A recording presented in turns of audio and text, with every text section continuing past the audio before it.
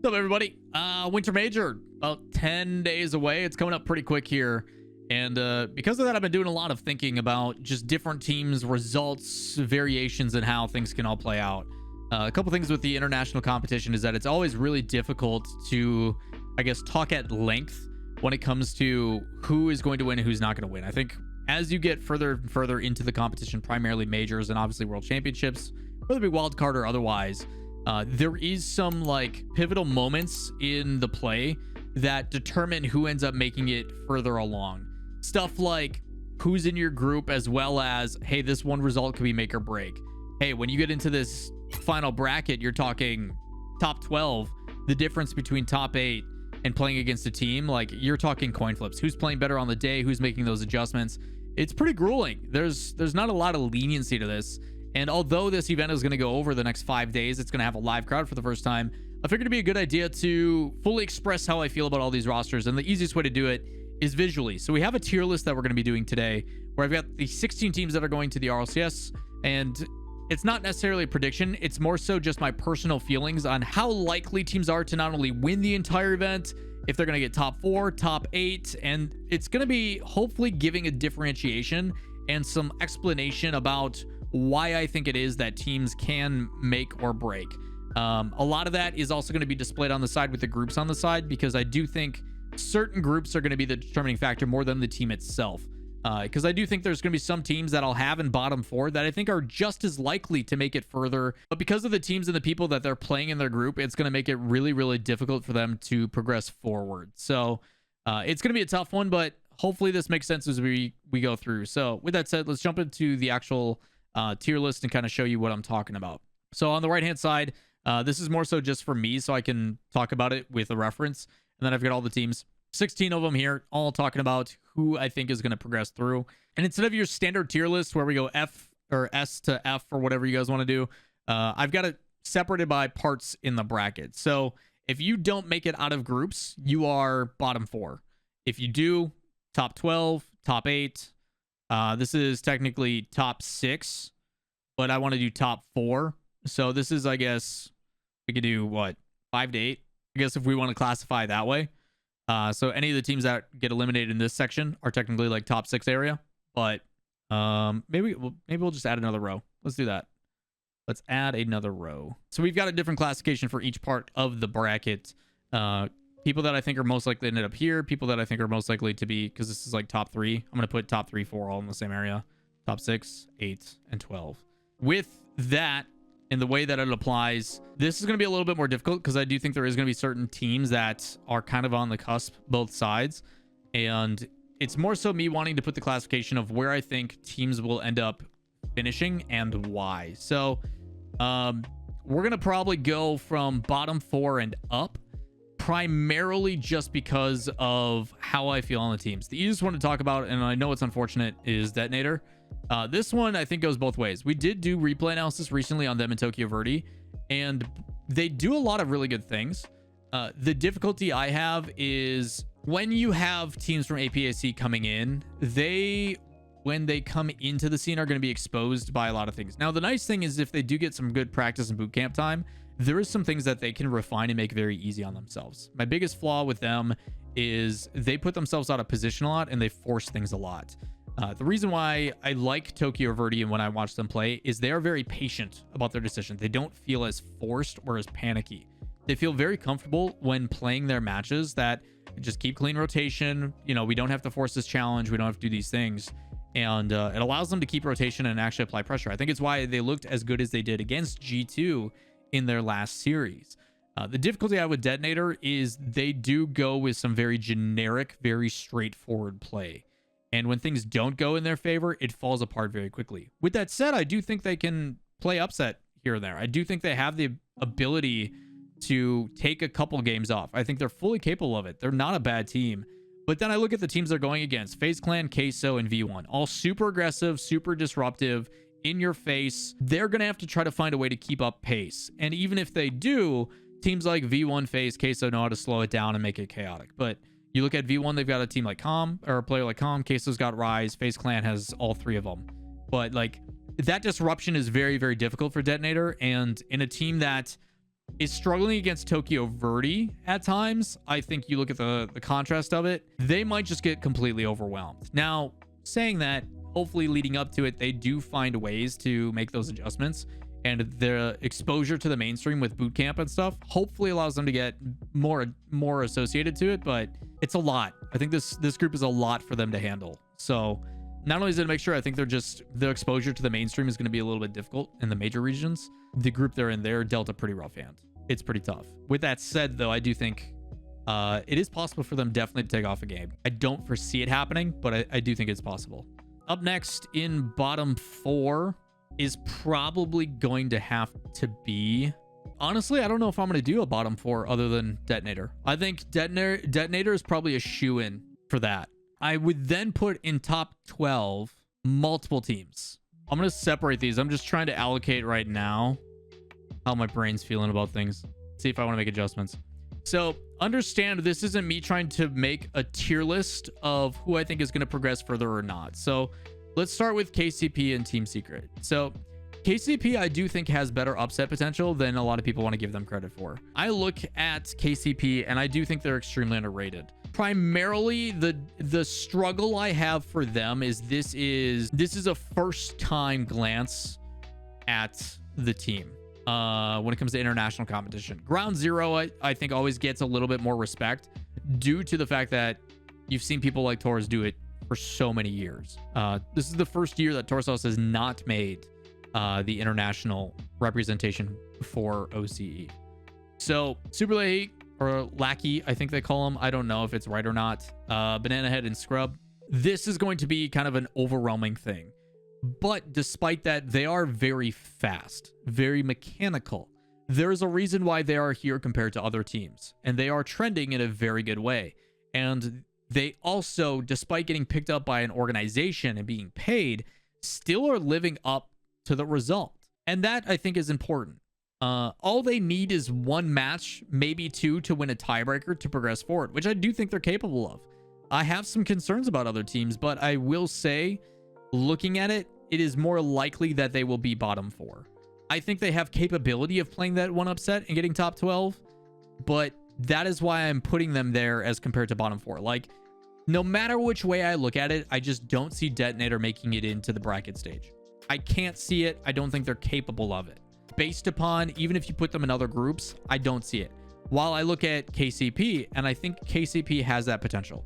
I think they are capable of playing upset. And I'm not trying to do a prediction bracket. I'm trying to say the capability of where I think this team can get to. Okay. And I think this is where they top out at. I think they struggle to get past that. And that's the difficulty with KCP. I think they're new to it, but I do think they're a very talented team and deserve a little bit more credit than just straight up, you're bottom 4, you're in trouble. Same thing applies, I think, to Team Secret. I could even possibly put Team Secret top 8. I just don't know who they would have to get through to make that happen.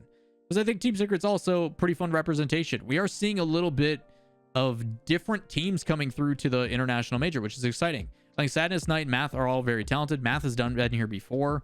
Sadness has also been here before, I'm pretty sure. Unless I'm thinking of somebody else off the top of my head. But another team that shows a little bit of depth to Sam as a region. While I do think that their situation's pretty tough to get out of, looking at BDS, G2, and EG, I think G2 is playing the best they have. It's BDS and EG, although I'm not the most keen on, and I think they've kind of peaked at a certain place.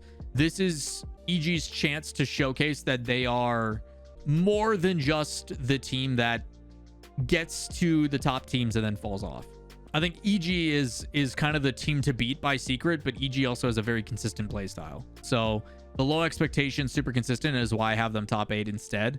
And the fact that Team Secret, like, same thing with KCP. KCP's got to get that one upset game. I look at their series, maybe Space Station. Maybe Space Station's the team they can upset, but like I look at it and being realistic with myself, I don't see it happening. So top 12, maybe top 8 at best, but because I can't see them top 8, I have to put them 12. Same thing with Secret. I just don't see either of these teams as a top 8. You're talking a big upset if it does happen.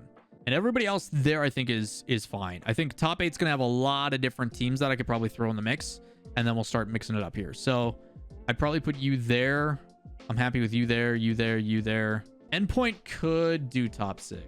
Same with Space Station. Yeah, I have to go with that. Okay. So, and this is in no particular order who I think is better or worse. I'm not saying like Fury's better than Renegades or Renegades better than EG or V1's better than Endpoint, Space Station, whatever it is, right? So, looking at top 8 for these rosters, Furia, I think, has some pretty unique things that I've always been concerned about with them, which is their defense. And it seems like their defense is becoming more and more solidified ever since they added Yan. They have the crazy pop-off, the mechanics. The things we know Sam for is if they translate their scrim results to live event, they look unstoppable. They are playing with this new meta that you're seeing, which is super fast, super aggressive, win challenges, create opportunities, demo. And the capability that comes from it is the fact that when I watch them play, the one glaring issue that was once there has not been there as much, which is their defense. I've always worried about their defense, but they are getting better at using their mechanics to build themselves out of that trap that is the boost and I. Like someone on their team will usually secure the 100 boost and then they'll go for an air dribble and bring it out. Rather than just trying to clear it really hard, they'll take it with control, and that forces a 50. It buys time for the teammates, and they've been doing a much better job with it. The offense to me is still a little bit one-dimensional. It goes into the corner way too much. And if they would utilize ceiling and backboard a little bit more, it might make them more of a threat.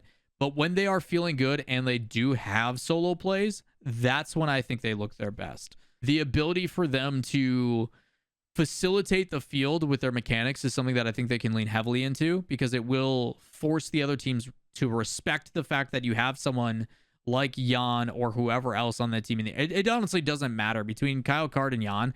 Any one of those people as an individual level, if they play the way they want to, you have to respect it. You definitely have to respect the mechanics on that team. But I look at the teams above them and I say these teams 9 out of 10 times would probably win. I could possibly see an upset where I see them like beating potentially like an Endpoint or something, but realistically, I think Endpoint foundationally, the way they play defense and the way that they handle high aggression offense, they know to challenge early, go high, force them low and stuff. I think they're okay with it. Now, if Fury starts working at a bunch more demos and they start infield passing and stuff and they have that unique element to their offense, like, shoot, I'm scared. I think once you get into this conversation of top 8, primarily top 6 because of the way this bracket works out, anybody top 6 I think can make a run. I think if they're feeling it on the day, if things are like at that point where, hey, you know what, today's our day, even for like Space Station, we're like, yep, Daniel rookie doesn't matter, he's made it this point, he's over the pressure, we're playing our play style, we're still aggressive, doing our, like, yes, any of them have the ability to make a run. But based upon the consistency, there is some concerns. And that, I guess we'll transition then into Renegades. Renegades has shown that they can be competitive, but they also still struggle when they go up against teams that are better than them. I have yet to see a Renegades team that when they play up to the competition, they can close it out. They'll make it competitive, but they always fall short. I've seen that every single time. And the exact same thing can be said about Evil Geniuses. Evil Geniuses finishing, I think it was top 3 in the last 2 regionals, was a very big deal. I also look at the strength of schedule and who they played in those lower round matches, and there is concerns. So while I do think their consistency is something that should be praised, the fact that they are coming in with a base level of competition, I think when you ask them to peak, it doesn't get much better than that, and they are just purely outclassed by the teams above them. And that's not to discredit them. I just think now in Rocket League, there are certain players, the high prolific names, that are building these super teams, and because the mechanics and stuff are a little bit more solidified, you don't see the falling apart, the chemistry issues that a lot of these players have now developed. So EG, I think, although a good team, a consistency, I can see them top 8, possibly playing upset in top 6 if the other team has an off day, but primarily I see them gate kept by the teams above them, the teams that I know have that big pop off potential. Because again, this isn't a prediction of a bracket tier list. This is teams I know potential-wise have a chance to make it above.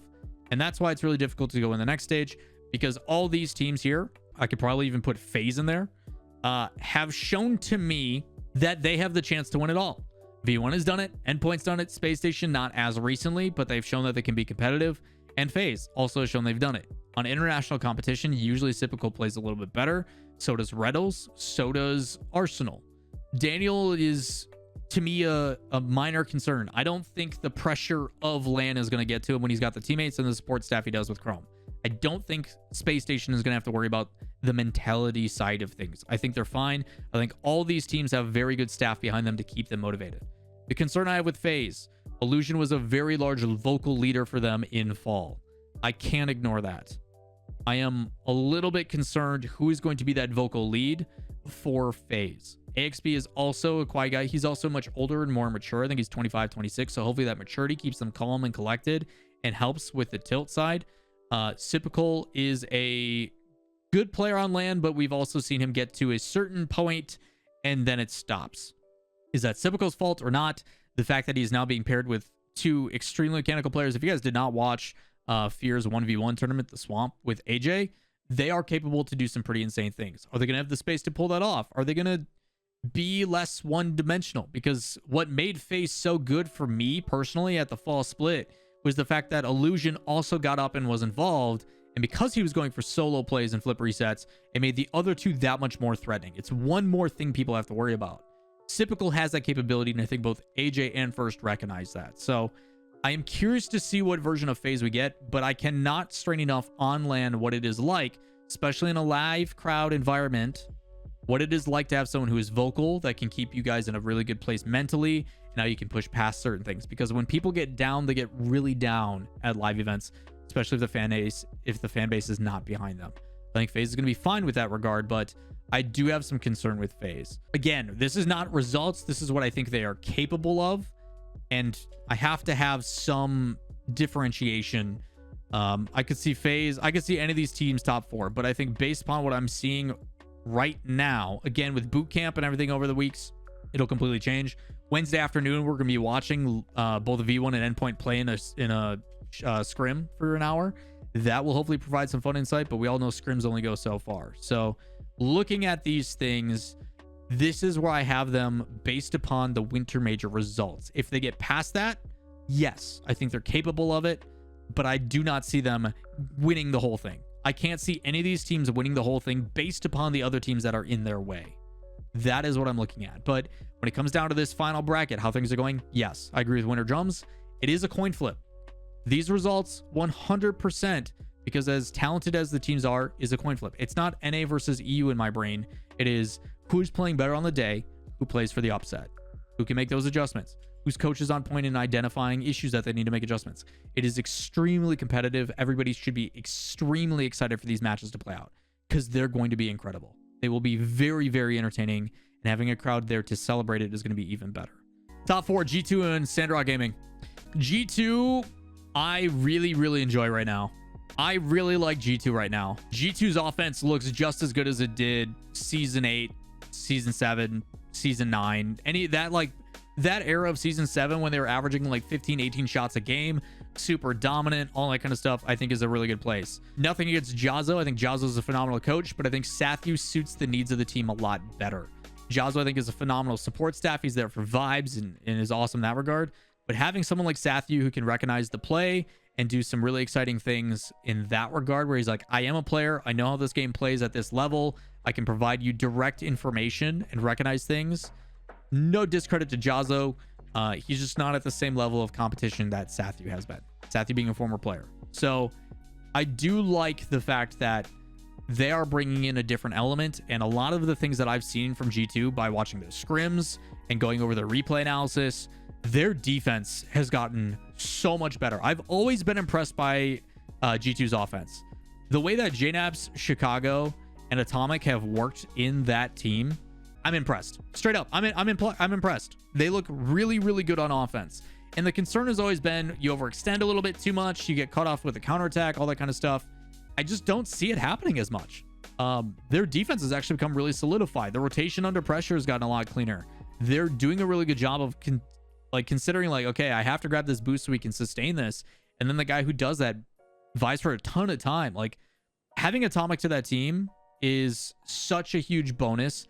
And I try to look past the Envy situation because I don't think Atomic playing poorly at the fall major was due to Atomic playing poorly. It was more so the circumstance of Envy being off. It was a team situation rather than an individual. I also think when Atomic is on, he's one of the best players in North America. He's nicknamed the Machine for a reason, And I think this team enables that a lot. I think the chemistry between Chicago and JNAPS is one of the best duos in North America. And adding in Atomic and enabling Atomic makes them that much more threatening. The defense has always been a concern for me, and the fact that they are getting rid of that, I think is absolutely fantastic. The only concern I have with G2 is, while I do think that is their capability, I have seen them struggle against very fast, aggressive teams. We just saw them struggle against V1 this entire last split. It wasn't a one-off thing. V1 has the keys to the house, and G2's going to let them in and give them snacks. V1 has shown how to exploit G2. They've done it numerous times. And there's a lot of teams I think that fall under that regard, where when you have a team like a Queso, like a BDS, even Dignitas at times when they're on, aggressive challenges with bump heavy play and stuff, and it stops that rotation, a lot of teams have a really rough time of settling into that. And there's only one that does it better than everybody else, and it's NRG. We've seen NRG be able to solidify on defense that they can get through that super bump aggressive craziness. They've shown that they have the ability to handle it, which I am very excited to see what kind of adjustments those teams make too. But the reason why I don't have G2 making the top is because I put them up against a Queso, a BDS, a Dignitas. I don't think things go well. I don't. I think it's a playstyle frustration. Sandrock Gaming placed quite well last major and is still dominant in their region. No sense of falling off. And for the first time, we're going to see their full roster. We are going to get Sandrock Gaming with Ocalid and the full squad playing at the major. As much as I like Senzo, Turk's nuts. Turk's absolutely nuts. I think we can all agree Turk is playing out of his mind. Ahmad continues to show he's one of the best positional players in the world. And now you're bringing in Ocalid, the guy who's been dreaming of this moment forever. You have the full roster showing up and playing. I think potential-wise, they're going to continue to do well. But there's going to be some of those lower bracket matches where they're going to have to play up. And I'm excited to see how they handle the top 8 competition. I think they're most likely going to get out of that lower round 1. But if they're dealt a hard hand, it's going to be tough. I can say that about any team, though. SRG with full roster, chance to boot camp and everything else. I'm very excited to see how this plays. I also think formats like this usually benefit teams like Sandrock.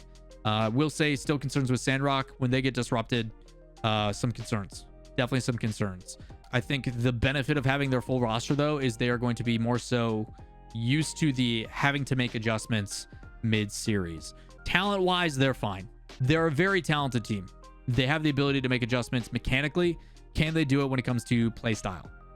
Can you slow it down? Can you play slow? Can you work in those things that Ocalid's known for, like bounce dribbles? Can you find ways to be creative on offense? Because that creativity and keeping the other team guessing is what it's going to take. I think Sandrock is capable of it, and that's why I have them bumped up a little bit higher. Same reason why I have V1 a little bit lower. While I've seen V1 capable of beating G2, I still have them lower just because I know when things don't go their way, they crumble. And maybe the boot camp off and then winning the most recent regional is that confidence they need to push past. Maybe the fact that they're doing more replay analysis and stuff is beneficial, but I just look at land capability, non-rookie, all that kind of stuff. That's the separation I have. And then obviously for your top 4, in no particular order. BDS continues to show that they, when are the best team in the world. Straight up. They have answered the question, can they continue to repeat their offline performance just as they do online? And I think the answer is yes. I think their team is the perfect summarization of 3 players that just truly get each other and how they want to play. There's an unspoken chemistry that I know exactly what you want to do and I'm able to do it. The fact that it's a ceiling pass down and a player is there to score it, that stuff is impossible to defend. And when they are in a groove, you can't beat it. We've also seen energy when they are calm, cool, relaxed, having a good time. I look at them and see capability truly. I really do. I think they are 100% a team that, despite all the offense and the craziness, they have a capability to make adjustments. They can also win the defensive battle, which is insane. There's also a lot of experience on the team. All 3 players usually play better at LAN, and I don't foresee them coming off with such a slow start like they did last time. I think Energy should have a pretty free group in their regards. I can't see them conceding to any of those teams. Endpoint maybe, but very unlikely. They are well aware that they need to play their game and their game only, and trying to make adjustments is something that you do overnight, not mid-series. So you can have an off game A lot of these teams are going to be close, but you got to, at the end of the day, do what you know best. And Energy, I think, is taking that in full swing. I'm curious to see on how they make adjustments because BDS obviously exploited some things. And I'm curious if other teams learn about that. Like Dignitas, also very hungry after going 9-0 in groups last time. Understands that, you know, sometimes it just comes down to one series and you got to be ready for it. Who goes first in groups could be an interesting result, having that second life. And if Dignitas, as expected, does go first in groups, having that lower bracket to play through is kind of where they thrive. They have done best, actually, in the lower bracket through regionals. But I think capability, their playstyle is really, really ideal to the situation. Do I expect Jorius to have the same level of performance he did at the Fall Major? No, I think it's impossible to hope for that level of performance to do what he did. It's just unrealistic. I also think their group's a lot tougher than their last one. So primarily, the biggest concern for a lot of people here is Queso. Obviously, young team, rookies, first LAN exposure, this and that. I don't think it matters. I think we are past the whole LAN veteran experience. I will say last major is a little bit of an asterisk because of the fact that, like, there was no crowd, right? There was no crowd. So when looking at how it all plays out, there might be some bigger effect to it being a live event this time. But what we have noticed is that young players, rookies, whatever, coming into major events have shown that they're not really affected by it.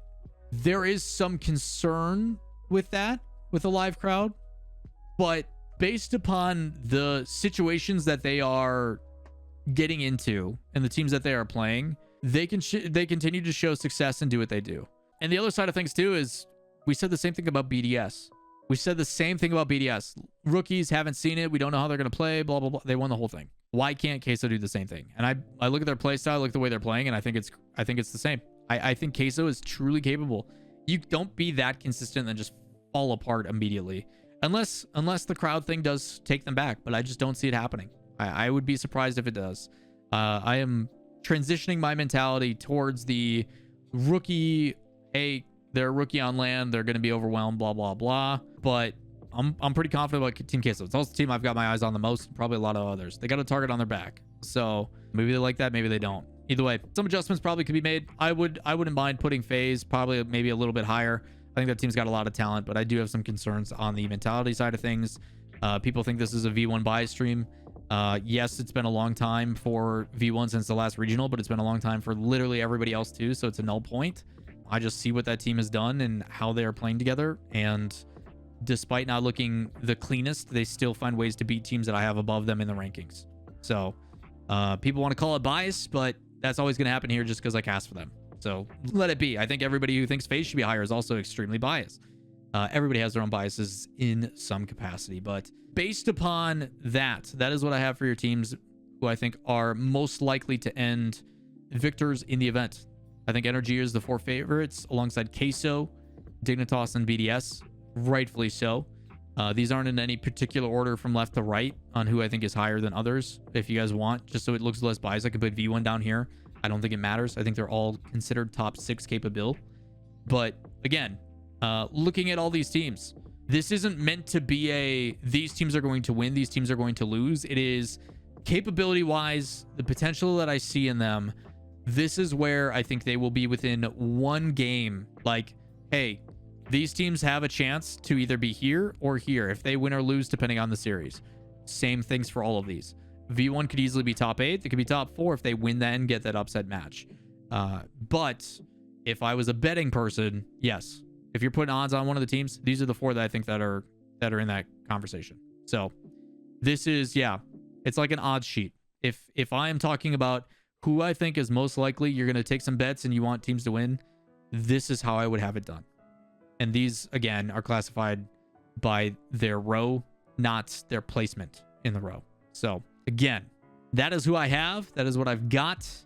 But I am, as always, super excited to be proven wrong. I think the major is, at the end of the day, a coin flip. I think international competition is a very tough one to predict, and that's also why we enjoy it. It's our second time having international competition in over 2 years.